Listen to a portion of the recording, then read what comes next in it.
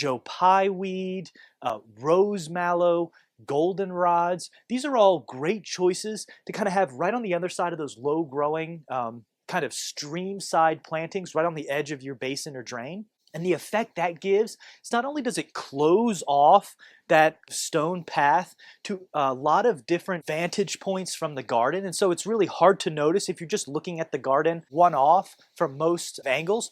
But also, again, it amplifies that effect of almost a clearing or a cutting kind of through your garden setting that opens itself up to be that little stone stream running through. And so it kind of amplifies that effect so that when you are actually at the angle to be able to view the stones themselves, you're very easily able to see a sharp delineation of height from the forms of your plants. And again, it just looks kind of like an almost natural tiny stream bank setting.